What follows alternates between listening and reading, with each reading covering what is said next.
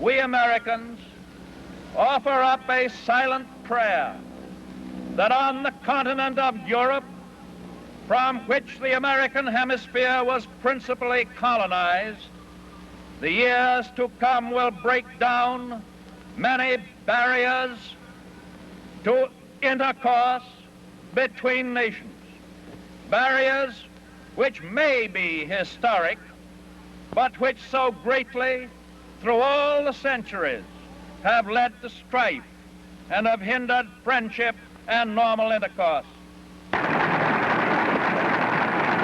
And so, my friends, the time has come for me to announce, with solemnity perhaps, but with great happiness, a fact.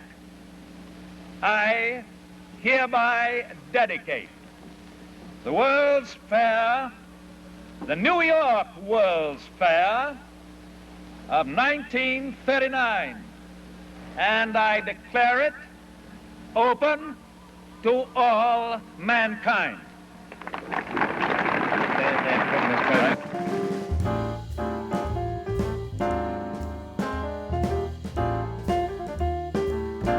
I'm Janet Lieberman. I'm 90 years old. I was born in 1921, so I was not quite 18. You look at the newspaper, the front page of the New York Times, and you would see pictures of the mayor and occasionally the president. Not that the president was coming right away, but that he was involved in the negotiations towards the World Fair. It was a major social, political, educational affair, and particularly for a high school senior. Not that much went on that would get that kind of notice. And also the accessibility of it, the fact that we as high school seniors could go. One memory that is very strong is you came up from the subway and you came onto a beautiful green, it was like a pasture, and then it had these two impressive, magnificent buildings, one very round and one very tall, like a triangle. And they stood out. There was nothing like it in the city. I think we had the Empire State Building, but that was the only building that was that tall. And it just, the sun usually was out, and you'd come into this magnificent sight, and there were banners, and there were walkways, and it had been just a pasture before. I mean, you had seen it when you drove out to Long Island and something like that. It was sort of an unremarkable sight. But you really were walking into another world. There were long lines of people waiting to go into every event. But there were things that you sort of had scattered out in advance, and you knew where you want to go. And one of those was the General Motors building. And that was the big attraction. You waited a long time to get in. And then you went in, you sat down it was like a luxurious armchair. And the chairs went around, they moved. And they went like on a circular track, and the images were in the center, and you moved around the outside.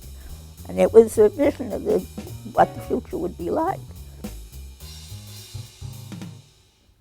There was television, which we didn't have then, and new subways, and there were manufactured items that were going to be made in the future, and how the cities would be laid out, and how the world would look. You got the impression, even though you didn't have the images, that life was going to be very easy. You throw the clothes in the washing machine, General Electric does a beautiful job, you put the dishes in the dishwasher. None of those things. We didn't have a dishwasher when I grew up. We washed by hand. So we have all those things, but I don't know that it changed life so much. during that period of time in my life, transportation made tremendous jumps. We went from automobiles to airplanes.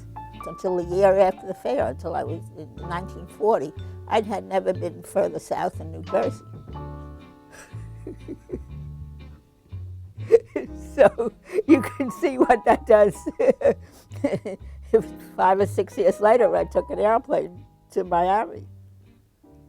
When I grew up, we didn't study much about the world beyond the United States. There was a section of the fair called the Foreign Pavilions. Each area was sponsored by a country, and so you could see things from Japan and how Japanese people lived, the Chinese and the Middle Europeans, and Italians and things like that. Everyone had a cultural exhibit, which was totally new.